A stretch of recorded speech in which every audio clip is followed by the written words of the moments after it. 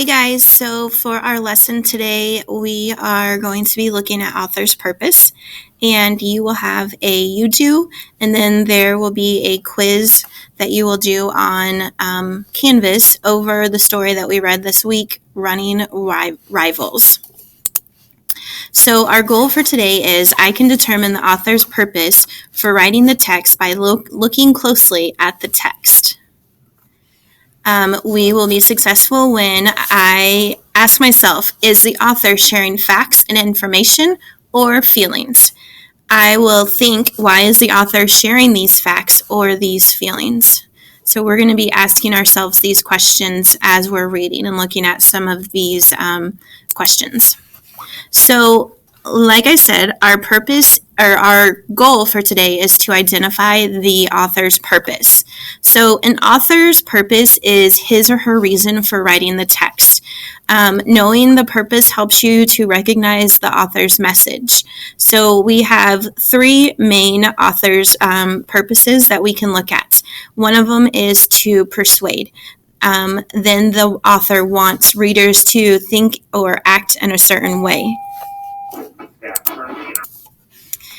Another author's purpose could be to inform. So when the author wants to share information about a topic, they are going to be writing an informational text. And a final reason could be to entertain. When the author wants you, the reader, to enjoy the text or enjoy the story, it's usually going to be for entertainment. So the way that we figure out the author's purpose is to first think about the genre. Are you reading a fiction story? Are you reading a nonfiction? Is it persuasive? Is it trying to get you to do something?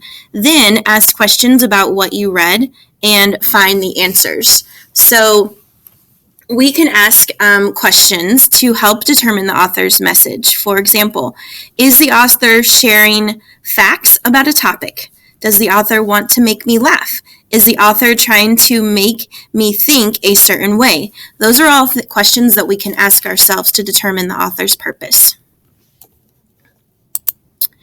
All right, so thinking about our story and running rivals, remember Amy and Madison were competing against each other at a track meet, and Amy was hurt. She was worried about running against Madison, and the story unfolds from there. So in this text, I have highlighted a few things, and I want to look over at this section and determine what is the author trying to share in this part of the text.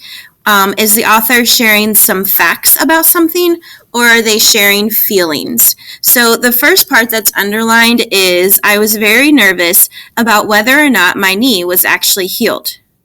And then the second part, I had run my slowest race ever and wondered how I'd be ready for the race against Madison.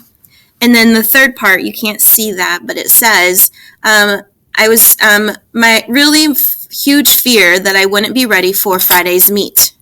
So as I'm thinking about this, I want to know, what is it that the author's sharing in this part of the text? Are they sharing facts about running, or are they sharing feelings? So I know that the author is sharing feelings about the text. We're hearing what Amy is feeling. So the words nervous and is my knee actually healed, the slowest race ever, and the race was a really big deal. Those are all things that help me to understand how she's feeling. So from what is happening and the fact that the author is sharing feelings helps me to know that Amy is very worried about the race. So the author is sharing feelings. The words nervous, is my knee really healed, slowest race ever, and the race is a really big deal, tell me Amy is very worried about the race. So let's look at another section. I, again, have underlined a few parts. Madison laughed because you're my biggest competition. I took a deep breath and went on. I looked at my sister for help. I was shocked. So, what is the author trying to share in this part of the text? Are they sharing facts, or are they they sharing feelings? You should have answered that the author is sharing feelings. What are the words that help me to know that the author is sharing feelings?